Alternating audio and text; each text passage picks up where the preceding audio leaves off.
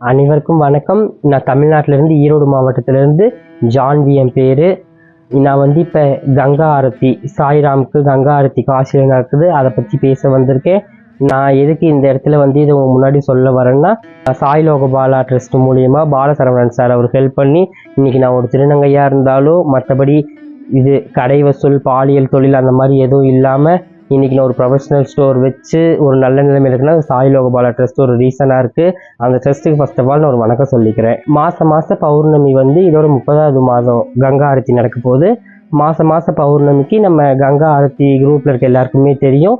நம்ம வெளியே எந்த ஊடகத்தில் ஒரு தொடர்பில் பார்க்க முடியாத அளவுக்கு நம்ம குரூப்லேயே நம்ம அந்த ஆரத்தியை நல்லா பார்த்து அந்த ஆரத்தியோட அருள் பெற்றுட்டு இருக்கோம். நம்ம வீட்டிலேருந்தே இந்த கங்கா ஆரத்தியை பார்த்து அதன் பலன் பெறத்துக்கு நம்ம சாய்லோக பாலா ட்ரஸ்ட்டும் பாலசரவணன் சாரும் ரொம்ப ஹெல்ப் பண்ணுறாரு. அவருக்கு நம்ம எல்லாரும் நன்றி சொல்ல கடமைப்பட்டிருக்கிறோம். நம்ம வீடு தேடி கங்கா ஆரத்தி பார்க்குறங்கிறது எத்தனையோ மக்கள் காண கிடைக்காத ஒரு அரிய காட்சியாக இருக்குது.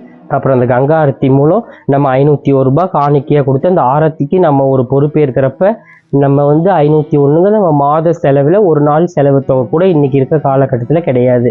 அதே இப்போ நம்ம அதை கொடுக்குறப்ப நம்ம முன்னோர்கள் செஞ்ச கர்மா, அந்த கர்ம வினை, அந்த சாபத்தால் நம்ம பட்டுட்டு இருக்க சின்ன சின்ன கஷ்டத்துலேருந்து இன்னைக்கு நடக்கிற நம்ம ஒவ்வொரு விஷயங்கள் தடைப்படுறது மூலியமா நம்ம அந்த கொடுக்குற 501 நமக்கு எவ்வளவோ உதவும். நம்மளுக்கு இப்போ இருக்கிற சுச்சுவேஷனில் அது என்னென்னு பலன் தெரியலையே தவிர நீங்கள் கொடுத்து பார்த்துட்டு வாங்க ரெகுலராக. அதுக்கப்புறம் உங்களுக்கு பெனிஃபிட் தெரிஞ்சு இன்னும் 4 பேருக்கு நீங்கள் சொல்கிற அளவுக்கு அந்த சாய்ராமும் அந்த கங்கா ஆரத்தி நீங்கள் வீட்டில் இருந்து பார்க்குறப்ப அந்த வீட்டில் அந்த இங்கே இருக்கிற பாசிட்டிவ் வைப் உங்களுக்கு கிடச்சி உங்களுக்கு நடக்க வேண்டிய எல்லா விஷயங்களும் நல்லபடியாக நடந்துக்கிட்டே வரும்.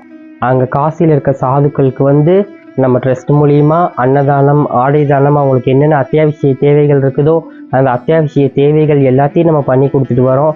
அதுபோல் அந்த அத்தியாவசிய தேவைகள் பண்ணுறனால நம்மளோட ஒரு தொகை அங்கே போய் அவங்களுக்கு ஒரு ஹெல்ப் பண்ணுறனால நம் முன்னோர்கள் பித்துக்கள் தோஷம் இருக்கிறது, நம்ம குடும்பத்தில் என்னென்ன விஷயங்கள் தடைப்பட்டு இருக்குதோ அந்த எல்லா விஷயங்களும் மேன்மைக்கு வரத்துக்கு ரொம்ப இது இருக்குது.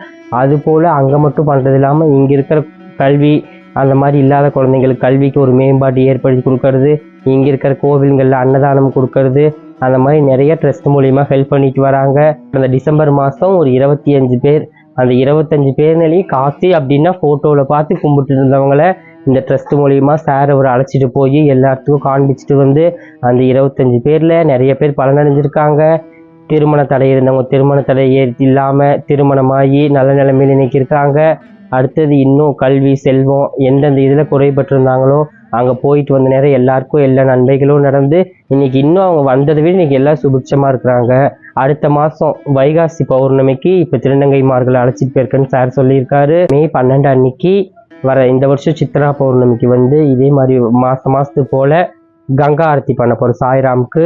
நம்ம 12 மாத பௌர்ணமிகளில் சித்ரா பௌர்ணமி ரொம்ப விசேஷமான பௌர்ணமி, ஒரு பாசிட்டிவான பௌர்ணமி. நம்ம எல்லா மாத பௌர்ணமிக்கு நம்ம ஒரு பூஜை புனஸ்காரம் அந்த மாதிரி பண்ணுறதை விட இந்த மாதம் பண்ணுறது நம்மளுக்கு இன்னும் புண்ணியத்தை தேடி கொடுக்கும். அதே போல் இந்த மாத பௌர்ணமிக்கு நம்ம லோகபாலா ட்ரஸ்ட்லேருந்து இங்கே போகிறோம். காசில் போய் இது பண்ணுறதுக்கு உங்கள் எல்லா நேரம் முடிஞ்ச ஹெல்ப் பண்ணுங்கள்.